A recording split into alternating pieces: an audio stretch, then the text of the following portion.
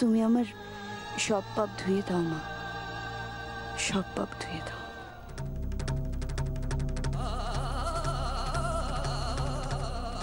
আরে বলটু, মেয়েটা ডুবে যাচ্ছে রে। দেখো মেয়েটা ডুবে যাচ্ছে নাকি? এই চল চল চল, বাঁচাতে হবে মেয়েটাকে। চল চল চল চল চল।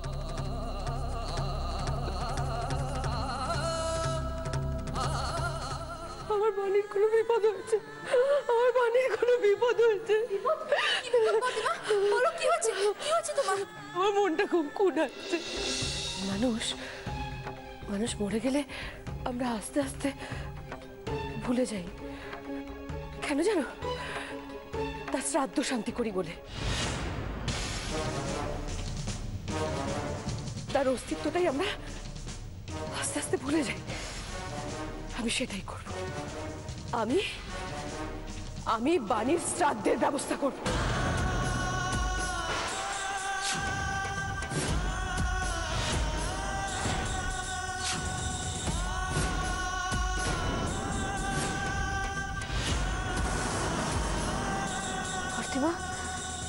প্রতিমা, তুমি কি বলছো?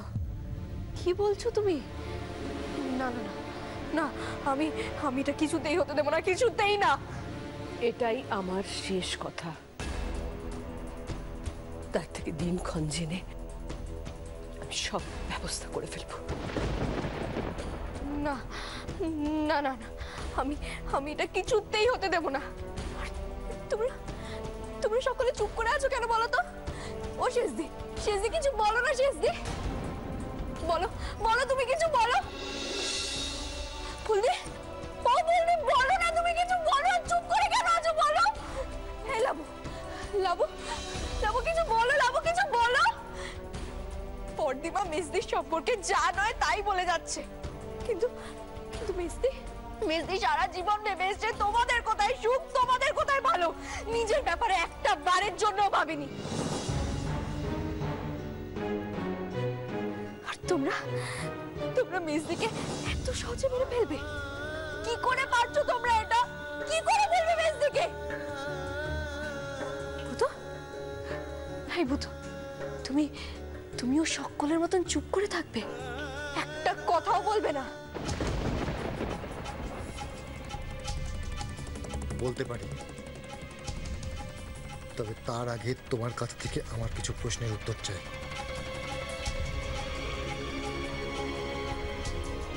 তুমি কথা দাও, আমার সব প্রশ্নের উত্তর তুমি ঠিকঠাক দেবে।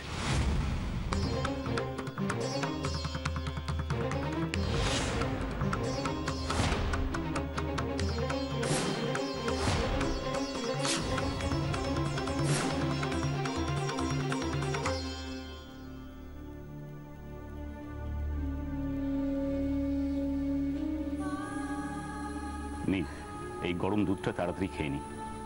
ধরুন, কি হলো? ধরুন।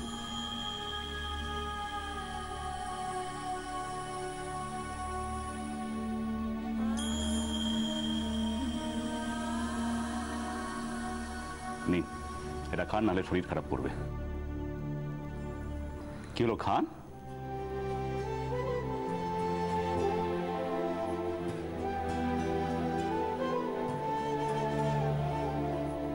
আপনার একটা জিনিস আমার কাছে আছে।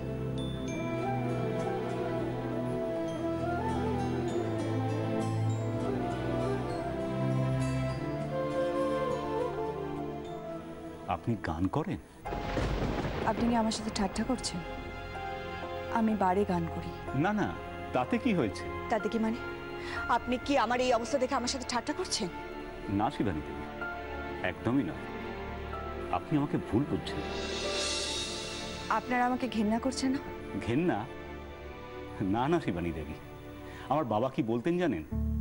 আমি যখন প্রতি বছর ক্লাসের ফার্স্ট হয়ে রেজাল্টটা বাবাকে দেখাতাম, বাবা বলতেন, তুমি ভালো ছাত্র, তাই তুমি ফার্স্ট হয়েছ। মা সরস্বতীর আশীর্বাদ আছে তোমার উপর, কিন্তু তোমার যে প্রতিভা আছে সেটা কিন্তু হেলায় হারাচ্ছ। আমি মাঝে সাঝে একটু এসরাজ বাজাইটা যাই। আপনি এসরাজ বাজাতেন? ওই আর কি, ওইটাই বলছি। মা সরস্বতীর আশীর্বাদ থাকলে আপনি লেখাপড়া শিখে অন্তত ডাক্তার ইঞ্জিনিয়ার হতে পারবেন, কিন্তু মা সরস্বতী যদি আপনার ওপর বিরাজ করেন তবেই আপনি গান বাজনা করতে পারবেন, আঁকাঝোঁকা করতে পারবেন, লেখালেখি করতে পারবেন, কোনো ক্রিয়েটিভ কাজ করতে পারবেন, আদারওয়াইজ পারবেন না। ডাক্তারবাবু, হ্যাঁ শিবানী দেবী, আপনি একজন শিল্পী, গায়িকা। তা আপনি বারে বসে গান গান বা মন্দিরে বসে ভগবানের সামনে গান করুন, সেটা কিন্তু কোনো গুরুত্বপূর্ণ ব্যাপার নয়। আপনি একজন শিল্পী, সেটাই হলো বড় ব্যাপার। শিবানী দেবী, আপনি কোন কারণে, কোন পরিস্থিতির শিকার হয়ে এই জীবনটা বেছে নিয়েছেন, এটা শোনার পর থেকে কিন্তু আপনার প্রতি আর ঘৃণা নয়, বরং আপনার প্রতি শ্রদ্ধাটা বেড়ে গেছে।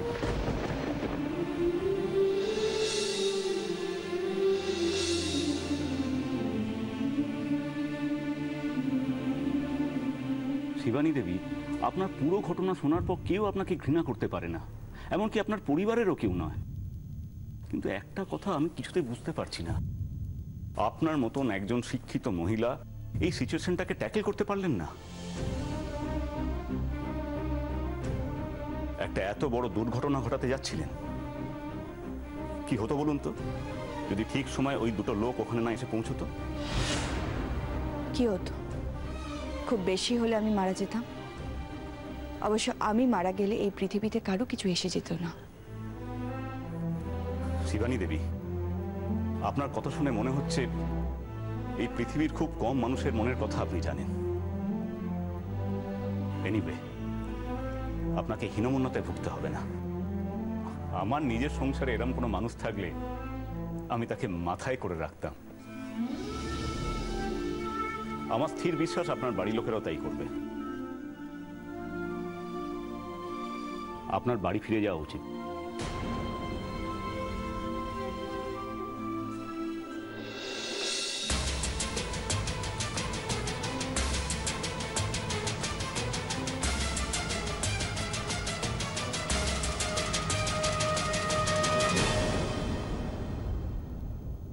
এগুলো কি মিছরি? এগুলো এগুলো কে এঁকেছে? মিছরি চুপ করে থাকো না, বলো এগুলো কে এঁকেছে? আমি। যাক, এতক্ষণে সবার সামনে দাঁড়িয়ে তুমি অন্তত একটা সত্যি কথা বললে। এবার আমি তোমাকে কিছু কথা বলছি মিছরি, দেখো তো আমি ঠিক বলছি কিনা। কি? সেদিন একটা লোক এসে গুবলুর হাতে একটা খাম দিয়ে গিয়েছিল, আর সেই খামের মধ্যে ছিল মেঘদির ছবিগুলো। হ্যাঁ, কি বলছিস ভূত? বাইরের কেউ খামে করে ছবিগুলো পাঠিয়েছিল? হ্যাঁ বর্তিমা,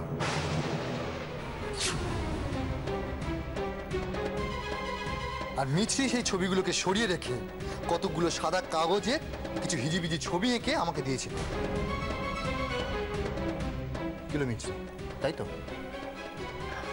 মিছরি চুপ করে থেকো না, আজকে তুমি আমাকে কিছুতেই এড়াতে পারবে না, বলো আমি ঠিক বলছি তো? হ্যাঁ।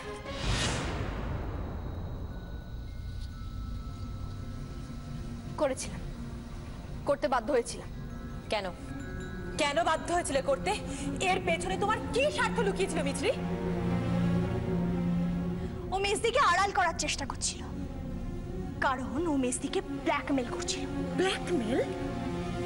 হ্যাঁ, বুঝতে পারছিস না? হ্যাঁ, এখানে তো পরিষ্কার বোঝা যাচ্ছে শেষদি। দেখতিস না ইদানিং মেজদির ব্যবহার কিরকম চেঞ্জ হয়ে গেছিল ওর প্রতি।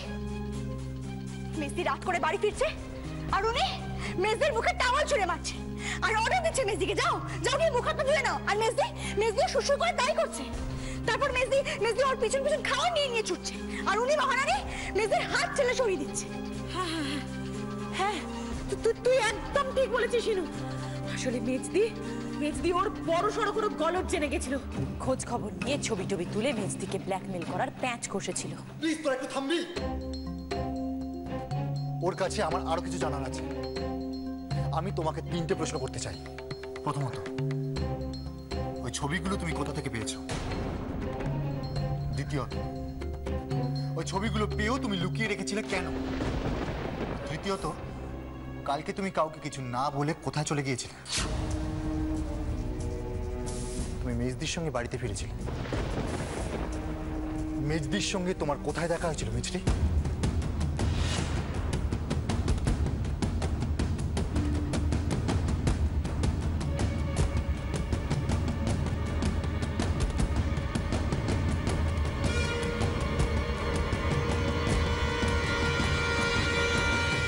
আপনি যা করেছেন তার জন্য আপনার পরিবারের গর্বে মাথা উঁচু হয়ে যাওয়া উচিত ছিল, কিন্তু তা না হয়ে এরকম কেন হলো বলুন তো? আমার মনে হয় পুরো ব্যাপারটাই একটা মিসআন্ডারস্ট্যান্ডিং। আমি আপনার সব ভাই বোনের কথা বলছি না, তারা অনেক ছোট, তাছাড়া সবার ম্যাচুরিটি লেভেলও এক হয় না। কিন্তু আপনার বড়দিমা, আই মিন সর্বাণী দেবী, ওনার সঙ্গে কথা বলে বুঝেছি উনি যখন ট্রান্সের বাইরে থাকেন যথেষ্ট সেন্সেবল ওম্যান। উনি এরকম একটা ঘটনায় এরকম রিয়্যাক্ট করার মানুষ নয়। তাছাড়া শারনের সঙ্গে কথা বলে দেখেছি ওনারও ডেপথ যথেষ্ট। তাহলে এই ব্যাপারটা এরকম একটা জট পাকালো কি করে? আমি খুব ক্লান্ত হয়ে পড়েছিলাম। আজ না হলেও খুব তাড়াতাড়ি আমি দিদিকে সবকিছু জানিয়ে দিতাম। আমার এটাও মনে হয়েছিল যে আমি যদি দিদিকে বুঝিয়ে বলি তাহলে দিদি সবকিছু বুঝবে। কিন্তু আমার বলার আগে যেভাবে দিদি ছবিগুলো পেয়ে গেল তাতে দিদির আমার সম্পর্কে ধারণাটা বদলে গেল। ছবি? কোন ছবির কথা বলছেন আপনি? দেখুন, আমি যখন বারে গান করি তখন আমাকে বিশেষ সাজগোজ করতে হয়, বিশেষ কিছু পোশাক আশাক পরতে হয়। সেই অবস্থার কিছু ছবি আমার বাড়িতে এসে পৌঁছেছে। পুরো ব্যাপারটাই আমার খুব অদ্ভুত লাগছে। কিন্তু এই ছবিগুলো যে পাঠিয়েছে সে আপনার পরিবারটাকে কিন্তু ভেঙে দিতে চায়, আপনার পরিবারের ক্ষতি করতে চায়। কিন্তু এরকম কে করতে পারে আমার তো মাথাতেই আসছে না। জয়ন্ত বসু।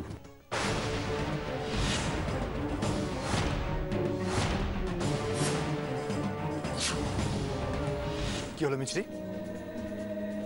তার মানে তুমি আমার কোনো প্রশ্নের উত্তর দেবে না, তাই তো? আমি এখানে বকবক করে যাব আর তুমি চুপচাপ দাঁড়িয়ে থাকবে। হ্যাঁ হ্যাঁ, ইচ্ছে করে আমি ছবিগুলো লুকিয়ে রেখেছিলাম। ইচ্ছে করে? হ্যাঁ, ইচ্ছে করে। কারণ আমি জানতাম এই ছবিগুলো যদি বর্দিমা দেখতে পায় তাহলে কতটা আঘাত পাবে। আচ্ছা, তাই নাকি? তা সেই তো ছবিগুলো বর্দিমার হাতে যাওয়াটা কিছুতেই আটকাতে পারলে না তুমি? হ্যাঁ, আমি চেয়েছিলাম বর্দিমার সবকিছু জানার আগে মেজদি নিজেকে শুধরে নিতে। সেটাই আমি চেয়েছিলাম। ও, তার মানে বর্দিমার বদলে তুমি মেজদির গার্জেন হওয়ার ভূমিকাটা পালন করছিলে।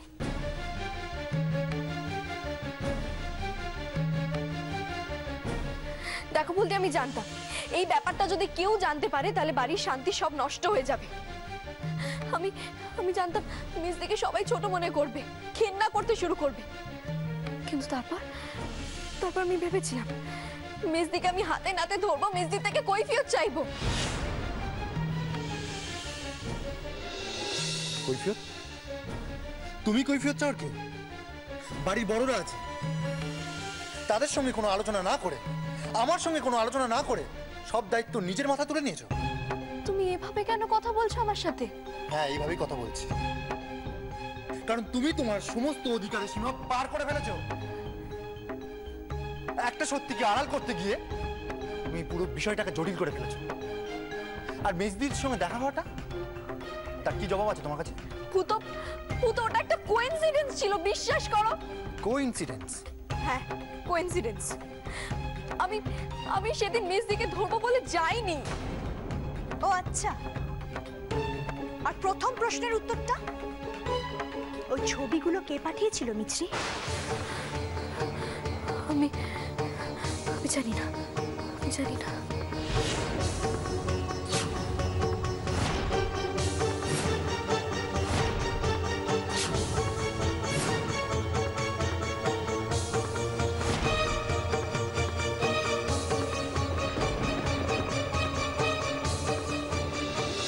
শিবানী দেবী, আপনার কি মনে হয় আমি আন্দাজে ঢিল মেরে একটা মানুষের সম্বন্ধে শুধু মন গড়া ধারণা নিয়ে একটা এত বড় ব্লেম করব?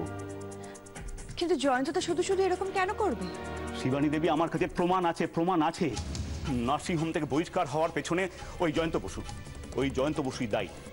যেই পেশেন্টের চিকিৎসাই আমি করিনি, তার মৃত্যুর জন্য আমাকে দায়ী করা হয়েছে শুধুমাত্র ওই জয়ন্ত বসুর কথাতেই। আমার দুর্নাম ছড়াবার পেছনেও কিন্তু উনিই দায়ী। কিন্তু কেন?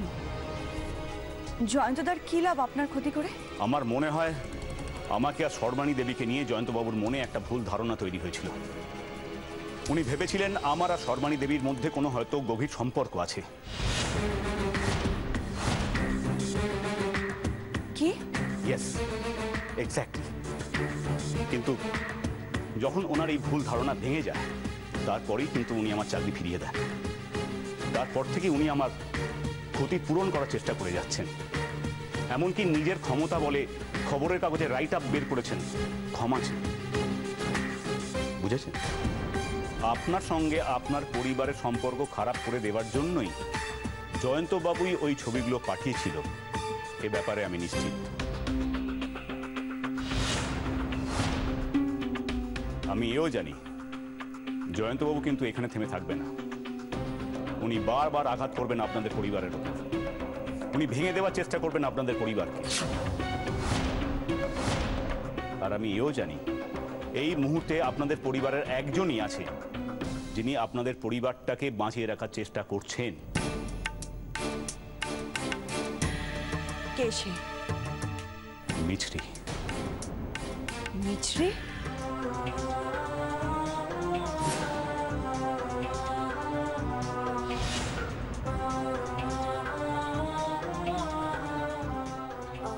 অনেক রাত হয়েছে, মুখ হাত ধুয়ে শুতে চলো মেজদি। মেজদি যদি এই বাড়ি থেকে চলে যায় তাহলে আমিও চলে যাব। মেজদিকে আমি একা ছাড়বো না। শিবানী দেবী একবার ভাবুন, মিছরির সামনে জয়ন্ত বসুর মতন একজন প্রতিপক্ষ, তার একার পক্ষে লড়াইটা কত কঠিন। তাই আপনাকে বাড়ি ফিরতেই হবে। এই লড়াইয়ে আপনাকে মিছরির পাশে দাঁড়াতেই হবে। আমি যাব। তার আগে যে আরেকটা কাজ বাকি আছে ডাক্তারবাবু।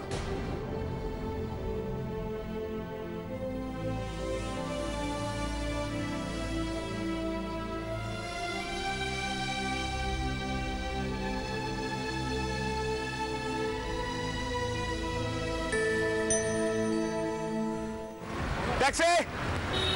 ট্যাক্সি! এই সময় না ট্যাক্সি করাটা খুব মুশকিল। কি হলো শিবানী দেবী? কি এত ভাবছেন? কোনো কথা বলছেন না যে? না, কিছু না। ভাবছি যে আপনার কথা আমি বাড়ি ফিরতে রাজি হলাম, এখন বুঝতে পারছি যে মিছরির পাশে দাঁড়ানোটা আমার কতটা দরকার। একদমই তাই। কেন, এ নিয়ে আপনার মনে কোনো দ্বিধা আছে নাকি? না, তা নয়। তবে আমি জানি দিদির কাছে, ও বাড়ির সবার কাছে আমি মরে গেছি। ও বাড়িতে আমার জায়গা হবে না। বেশ তো, চলুন না। এখন থেকে খারাপটা ভেবে লাভ কি? গিয়ে দেখাই যাক না ওই বাড়িতে আপনার জায়গা হয় কিনা। ওই তো একটা ট্যাক্সি আসছে। ট্যাক্সি!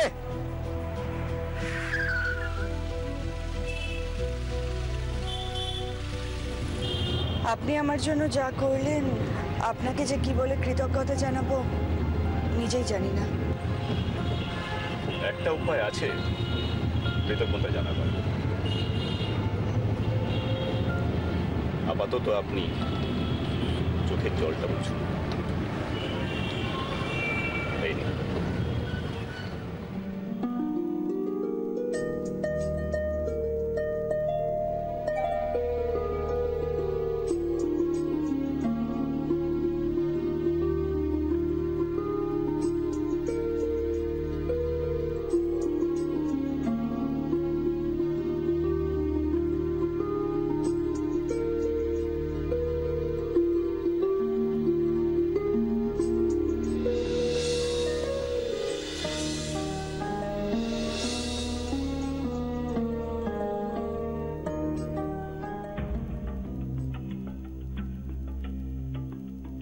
মিছরি,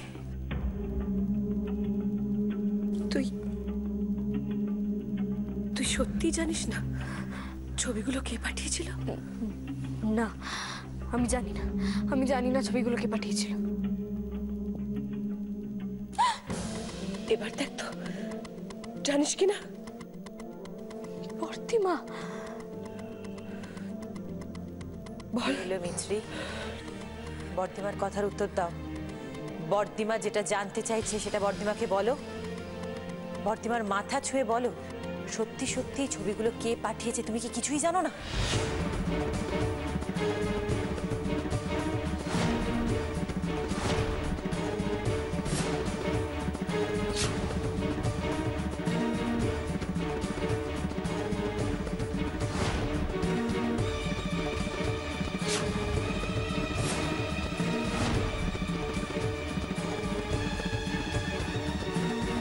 উনি জানবেন কি করে? ছবিগুলো তো আমি পাঠিয়েছিলাম।